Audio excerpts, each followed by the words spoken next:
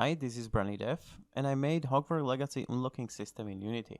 From the moment I played Hogwarts, I have this idea in my head to make this in Unity. I am now in the point of indie dev where I'm trying to replicate things, what I see in other games, and I wanna know if I am capable to make this. I gather so much knowledge developing my Space Warden game, but more about that on the end of the video. All the source code you can find in my description on the GitHub link. So I am in the Unity scene. It's kinda look like same like in Hogwarts Legacy. We have main gear and small gear. Over here is a z-axis number is on 0, and every time I play the scene it's random generated. And basically we're rotating on the z-axis. So let's play the scene.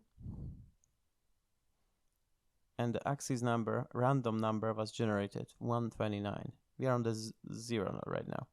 So we turning. We are 70, 80, 90. And we're going slowly to 129. And I did it, it's roughly 129. There's like close position. So it doesn't need to be exactly, because it's never gonna be exactly on the same rotation z as that number. But if you just turn a tiny bit, it will turn off. So if you're on the right spot, then we have the green crystal up here, and it's turning this tiny gear, and then we do the middle one. Is again generated on the different axis number 149. So we're turning, and see we can go even the minus 180 as well. And then we go back. And when you win the level, this is unlocked, music is played, and that's it. And you can have this like your small mini game in your game. And as I said, every time you play the scene, you have different number generated. You have 355 now, 115, and like that. But what if you have 200, and as you can see, you can go to minus. How is this calculated, you're thinking?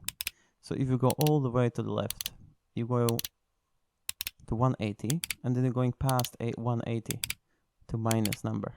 See, you're going to minus 180, and you're going all the way down. So basically how this works is you're going 180 plus 22.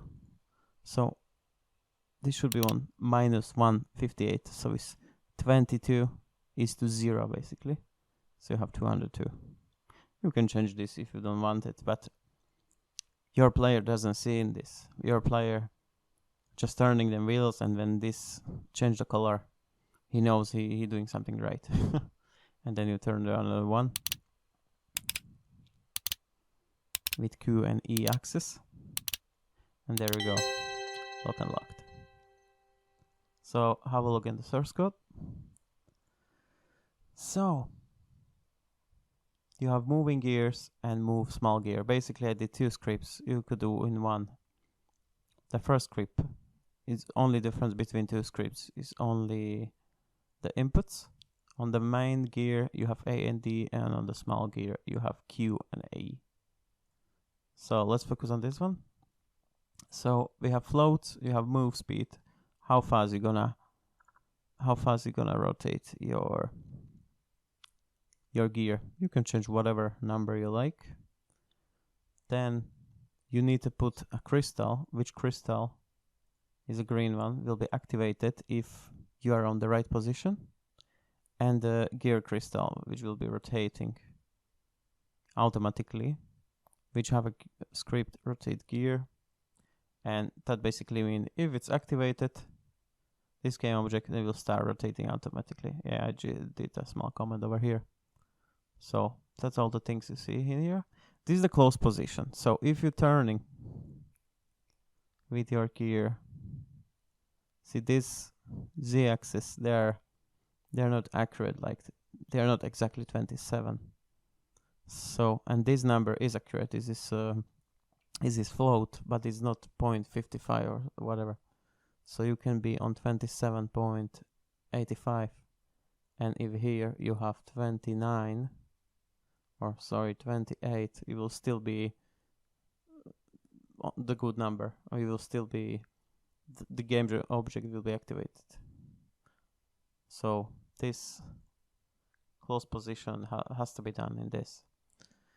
Basically on the start we generate a random number, which is basically doing this, and over here we're doing just a simple math. I was trying to do with math FABS, but then I go with this approach.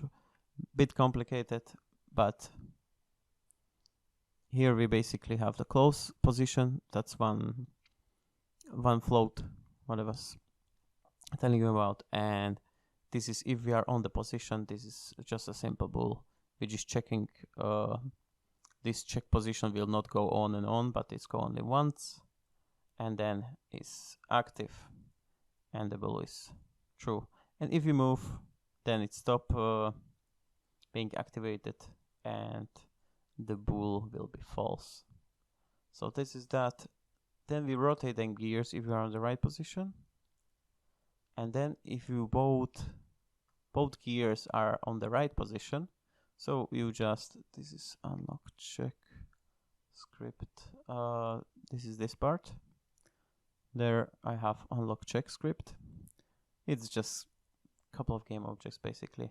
This is green crystal and blue crystal. So if both crystals are activated, then it's gonna start slowly moving up by time delta time, of course. And your panel could be activated, and you can put on your panel in your game if you're doing. This is just a simple example.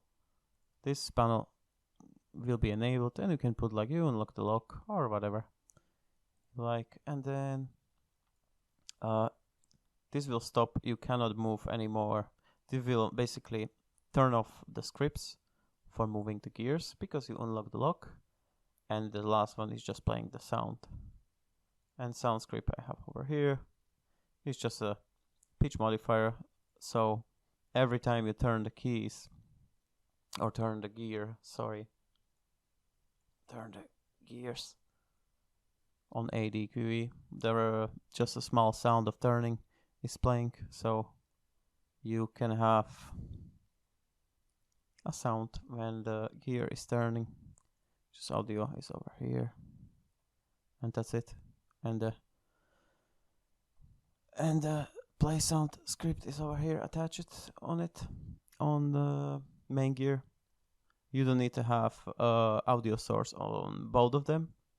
You can have just on the main gear, and we will place the sound all the time when you move with the small gear or with the main gear. So this is my solution. All the source code is in the description. Thank you very much for watching this video. I recently finished my game and uploaded to Steam called Space Warden. It's top-down action RPG with different abilities and fully destructible environment. Just go check it out. And that's it. Thank you very much. Bye.